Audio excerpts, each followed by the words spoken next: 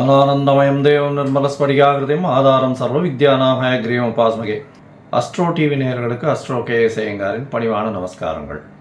வார பலன் 23/12/2024 29/12/2024 வரை உண்டான வாரத்திற்கு மேஷம் முதல் மீனம் வரை என்னென்ன பலன்கள்னு பார்ப்போம். முதல்ல இந்த வாரத்துக்கு உண்டான கோல்சாரம் என்ன, இந்த வாரத்தில் வரக்கூடிய விசேஷ நாட்கள் என்ன, அதற்கு பிறகு இந்த வாரத்தில் எந்தெந்த ராசிக்காரர்களுக்கு சந்திராஷ்டமம், இதை வருஷப்படுத்தி நம்ம பார்க்கலாம். இந்த வாரத்தினுடைய கோல்சாரம் அப்படின்னு பார்த்தோம்னா, ரிஷபத்தில் குரு வக்கரகதியில், கடகத்தில் செவ்வாய் வக்கரகதியில், கன்னியில் கேதுவும், விருச்சிகத்தில் புதன், தனுசுவில் சூரியன், மகரத்தில் சுக்கிரன், கும்பத்தில் சனி, மீனத்தில் ராகு.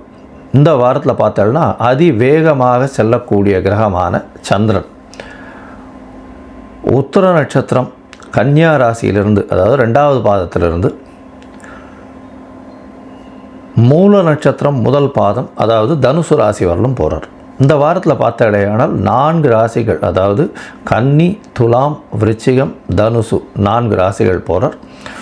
இந்த வாரத்தில் வரக்கூடிய விசேஷ நாட்கள் என்னென்ன அப்படின்னு பார்க்கும்பொழுது, இந்த வாரத்தில் 23/12/2024 அன்றைக்கி அஷ்டகா அன்வஷ்டகான்னு போட்டிருக்கும். அதாவது பொதுவாக ஒரு வருஷத்திற்கு 96 நாட்கள் தர்ப்பணம் செய்ய வேண்டிய நாட்கள் பித்திருக்களுக்கு உண்டானது. இதில் பார்த்தாலேயானால் அஷ்டகா அன்வஷ்டகா அப்படின்றது மார்கழி மாதத்தில் வரக்கூடிய கிருஷ்ணபக்ஷ சப்தமி, அஷ்டமி, நவமி இந்த 3 நாட்களும் தர்ப்பணம் பண்ணணும். அந்த மாதிரி மார்கழி, தை, மாசி, பங்குனி இந்த 4 மாதங்களும் 3 நாள் 12 நாள் பண்ண வேண்டிய கட்டாயம். இது ரொம்பவும் விசேஷமானது, மிகவும் முக்கியமானதும் கூட. உங்களுடைய அருகில் இருக்கக்கூடிய சம்பிரதாயத்தை பேஸ் பண்ணி இருக்கக்கூடிய வாத்தியார்களை கேட்டு தெரிஞ்சுக்கோங்க. இந்த வாரத்தில் பார்த்தாலேயானால் ஏகாதசி எண்ணிக்கை அப்படின்னா 26ஆம் தேதி அன்னைக்கு ஏகாதசி வருது. வைணவர்களுக்கு மிகவும் பெரிய ஏற்றமான காலம் இது. ஏகாதசி தேய்பிரையில் வருது. அதுக்கப்புறம் வளர்பிரையில் வரக்கூடிய ஏகாதசியில் பார்த்தாலேயானால் அது வைகுண்ட ஏகாதசி. இது தேய்பிரையில் வரக்கூடிய ஏகாதசி. இதற்கு அடுத்த ஏகாதசி வைகுண்ட ஏகாதசி. அந்த ஏகாதசி அன்றைக்கே சுவாதி நட்சத்திரம். சுவாதி நட்சத்திரம்னு சொல்லக்கூடியது ராகுவினுடைய நட்சத்திரம், அதுவும் நரசிம்ம பெருமானுடைய நட்சத்திரம். அதாவது ராகுவினுடைய நட்சத்திரம் அப்படின்னு சொன்னாலே திருவாதிரை, சுவாதி, சதயம் இந்த 3 நட்சத்திரம் ரொம்பவும் விசேஷமானது. திருவாதிரை சிவனுக்கு ரொம்பவும் விசேஷம். ஆதிரை அதாவது திரு என்ற அடைமொழி கொண்டது 2 நட்சத்திரம், ஒன்று திருவோணம், இன்னொன்று ஆதிரை. இந்த 2 நட்சத்திரமுமே மிகவும் விசேஷம். இதில் பார்த்தீங்கன்னா ஆதிரை நட்சத்திரத்தை பொறுத்தவரையிலும் சிவபெருமானுக்கும், ஸ்ரவண நட்சத்திரம் ஓண நட்சத்திரத்தை பொறுத்தவரையிலும் பெருமாளுக்கும் மிகவும் பிரசித்தியாக சொல்லக்கூடியது. இதில் திருவாதிரை நட்சத்திரம் ராகுவினுடைய நட்சத்திரம். அதே மாதிரி சுவாதி நட்சத்திரம் நரசிம்ம பெருமாள் நட்சத்திரம், லக்ஷ்மி நரசிம்மனுடைய நட்சத்திரம். அதே மாதிரி சதய நட்சத்திரம் அப்படின்னு பார்த்தாலேயானால் இந்திரனுக்கு உண்டான நட்சத்திரம். அதனால் ராகுவினுடைய நட்சத்திரங்கள் எல்லா நட்சத்திரங்களும் ஐஸ்வர்யத்தை கொடுக்கக்கூடிய நட்சத்திரங்கள். இந்த காலகட்டத்தில் அதாவது லக்ஷ்மி நரசிம்மரை வணங்குறது, அதாவது சுவாதி நட்சத்திரம் ஏகாதசி எல்லாம் வர்றதுனால லக்ஷ்மி நரசிம்மரை வணங்குறது ரொம்பவும் விசேஷமானது. இந்த 26/12/2024 அன்றைக்கி வரக்கூடிய ஏகாதசி அன்னைக்கு. அதுக்கு அடுத்த நாள் மகாபெரிவரனுடைய ஜெயந்தி வருது. 27ஆம் தேதி 27/12 அன்னைக்கு அவளுடைய பெரிவாளுடைய ஆராதனை வருது. 28/12/2024 அன்றைக்கி சனி பிரதோஷம். சனி பிரதோஷம் ரொம்பவும் விசேஷம். உங்களுடைய கடன் தீர்க்கும், அதுவும் தேய்பிரையில் வேறு வருது, கடன் தீர்க்கக்கூடிய நாளாக வச்சுக்கணும். இந்த சனி பிரதோஷத்தில் விரதம் இருந்தேயானால் கண்டிப்பாக பிரதோஷ கால பூஜையும் பார்த்துட்டு, அதாவது சாயந்தரம் 5:45 6:15 மணி வரலும் உண்டான நேரத்தில் பிரதோஷ கால பூஜையையும் பார்த்துட்டு, அதற்கு உண்டான தீபாராதனையும் பார்த்துட்டு, சிவபெருமான் வலம் வர்றதையும் பார்த்துட்டு, அதுக்கப்புறம் போய் அந்த பிரசாதத்தை சாப்பிட்டுட்டு அதுக்கப்புறம் உபவாசத்தை முடிக்கிறது பெரிய விசேஷம். இதன் மூலியமாக நீங்கள் நினைத்த காரியங்கள் அனைத்தும் நடக்கும். இருக்கக்கூடிய கஷ்டங்கள் அனைத்தும், உடல் நலத்தில் இருக்கக்கூடிய கஷ்டங்கள், அது தவிர பண கஷ்டம், கடன் இந்த மாதிரியான அதாவது கடன் திருப்பி கொடுக்க முடியாத அளவுக்கு கழுத்துக்கு மேலே கடன் இருக்கிறது எல்லாமே இந்த சனி பிரதோஷத்தின் மூலியமாக குறையக்கூடிய வாய்ப்புகள் உண்டு. ஆயுள் கண்டங்களில் இருப்பவர்களுக்கு ஆயுள் கண்டங்கள் நீங்கக்கூடிய வாய்ப்புகள் நிச்சயமாக உண்டு.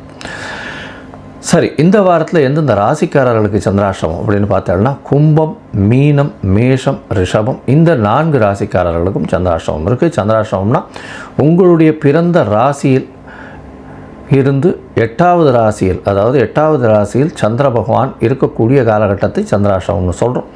சந்திராஷ்டமம்னா சந்திரன் என்பவர் மதிகாரகன். அவர் மறையக்கூடிய காலகட்டத்தில் தவறான முடிவுகள் எடுக்கக்கூடும். அதனால் சந்திரன் மறையக்கூடிய காலகட்டங்களில் புதிதான முடிவுகள் எதுவும் வேண்டாம். எந்த ஒரு வெளியூர் வெளிமாநில பிரயாணம் வேண்டாம். இந்த மாதிரியான விஷயங்களில் சந்திரனை பொறுத்தவரையிலும் மறைந்திருக்கக்கூடிய காலகட்டத்தில் யாருக்கும் ஜாமீன் கையெழுத்து போடாதீங்க. ஒருவேளை நீங்கள் பண்ண வேண்டிய கட்டாயத்தில் நிர்பந்தத்தில் இருக்கீங்க அப்படின்னா சந்திரனுக்கு உண்டான எளிய பரிகாரம் அப்படின்னு சொல்லக்கூடிய பசும்பால் ஒரு 1/2 டம்ளர் அருகில் இருக்கக்கூடிய சிவன் கோவிலில் கொடுத்துட்டு போங்க பிரதோஷ காலத்துக்கு. அது உங்களுக்கு சந்திராஷ்டமத்தின் தாக்கத்திலிருந்து நிச்சயமாக விலக்களிக்கும். சரி, இந்த வாரம் மேஷம் முதல் மீனம் வரை எப்படி இருக்குது அப்படின்றத பார்க்கலாம். அதற்கு முன்னாடி என்னுடைய மொபைல் நம்பர் கீழே ஸ்க்ராலிங்கில் வரும். உங்களுக்கு அஸ்ட்ராலாஜிக்கல் கன்சல்ட் தேவைப்பட்டுதே ஆனால் நீங்கள் எனக்கு ஃபோன் பண்ணுங்க, உங்களுக்கு அப்பாயின்மெண்ட் தரேன். உங்களுடைய date, time, place of birth, உங்களுடைய பெயர், உங்களுடைய தாய் தகப்பனார் பெயர் அனுப்பி வைங்க. சந்தி இருக்கான்றதை பார்த்து முதல்ல உங்களுடைய ஜாதகத்தை போடுறேன். நீங்கள் இந்த பர்டிகுலர்ஸ் கொடுத்த உடனே நான் என்னுடைய கட்டணம் என்னன்றதை சொல்கிறேன். அதற்கப்புறம் உங்களுடைய கட்டணத்தை நீங்கள் கட்டினதுக்கப்புறம் எனக்கு அந்த ஸ்க்ரீன்ஷாட் ஷேர் பண்ணதுக்கப்புறம் உங்களுடைய ஜாதகத்தை போடுறேன். சந்தி இருக்கா அப்படின்றத பார்த்துட்டு அந்த சந்தியின் மூலியமாக பிரச்சனைகள், அதாவது உங்களுக்கு என்ன பிரச்சனை வரும் அப்படின்னா நீங்கள் எந்த ராசி எந்த நட்சத்திர பாதம்னே தெரியாமல் இவ்வளோ நாள் இருப்பீங்க. எனக்கு தெரிஞ்ச நிறைய பேர் பார்த்தாங்கன்னா கிருத்திகை 1ஆம் பாதம் நினச்சிட்டு மேஷராசியில் சொல்லிட்டு இருப்பா. ஆனால் கிருத்திகை 2ஆம் பாதத்தில் இருப்பா ரிஷபராசியில். இந்த மாதிரி உத்திரம், அதே மாதிரி இந்த உடைந்த நட்சத்திரங்கள் எல்லாமே பாதங்கள் ஒரு ராசியிலிருந்து அடுத்த ராசிக்கு போகும். அதை தவிர பார்த்தீங்கன்னா ஒரே ராசியிலேயே இருக்கக்கூடியது இருந்தாலுமே நட்சத்திர பாதங்கள் வேறுபட்டு உங்களுடைய லக்னாதிபதியும் வேறுபடக்கூடும். அதனால் பார்த்தீங்கன்னா உங்களுக்கு இப்போ நடக்கக்கூடிய திசை நல்லபடியாக தானே இருக்கணும்னு நினைப்பீங்க. ஆனால் அந்த நல்லபடியான திசையாக இருக்காது. இதற்கு முக்கியமான காரணம் அந்த சந்தி. அந்த சந்தி நட்சத்திர சந்தி, நட்சத்திர பாத சந்தி, லக்ன சந்தி இதெல்லாம் பார்த்து உங்களுடைய ஜாதகத்தை போட்டு அதுக்கப்புறம் ஒரு 3-4 நாளில் அப்பாயின்மெண்ட் கொடுக்குறேன். நம்ம ஆன்லைனில் டிஸ்கஸ் பண்ணலாம்.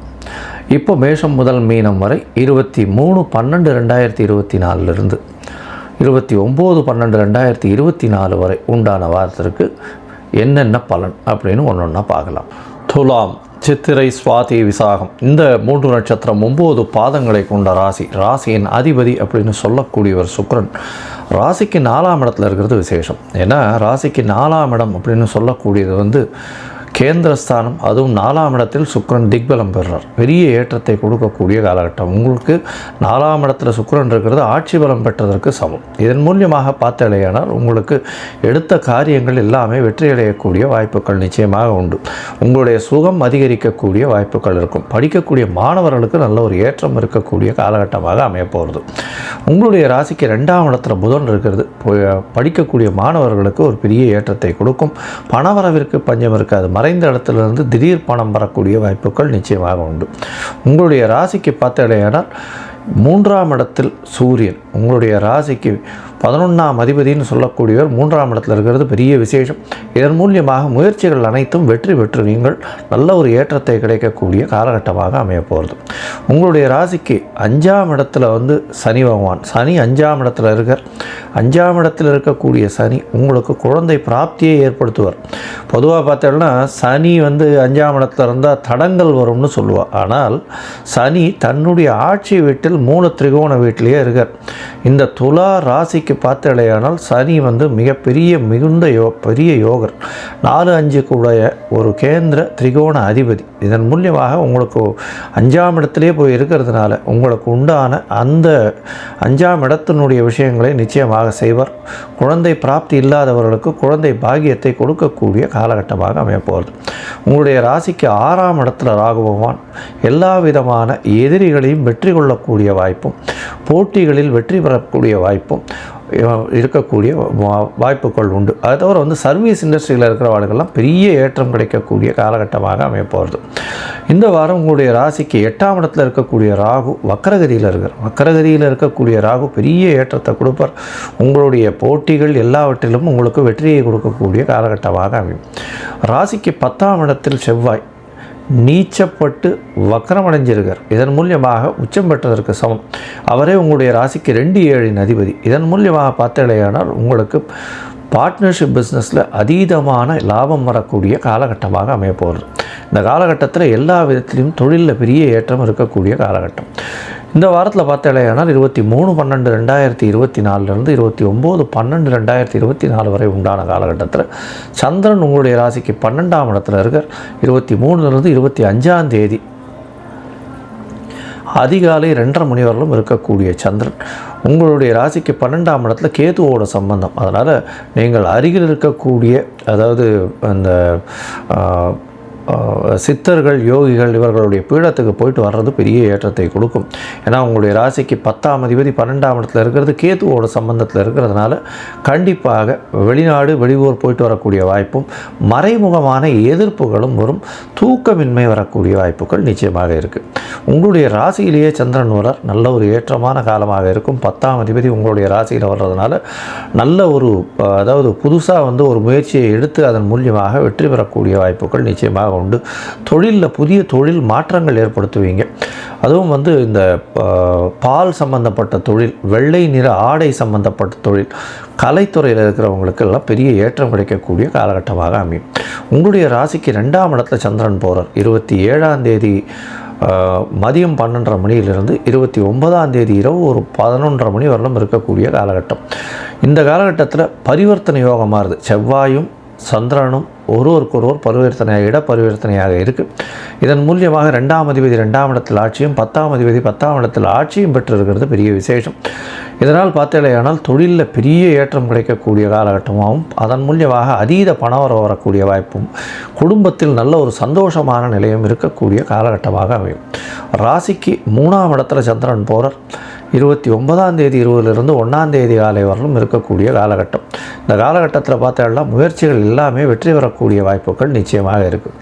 இந்த வாரத்தில் வந்து நீங்கள் அருகில் இருக்கக்கூடிய ரங்கநாத பெருமாளை போய் சேவிச்சுட்டு அங்கே வந்து ஒரு 3 முழம் முல்லைப்பூ வாங்கி கொடுத்துட்டு வர்றதன் மூலியமாக நல்ல ஒரு ஏற்றமும் மாற்றமும் உங்கள் வாழ்வில் நிச்சயமாக வரும்.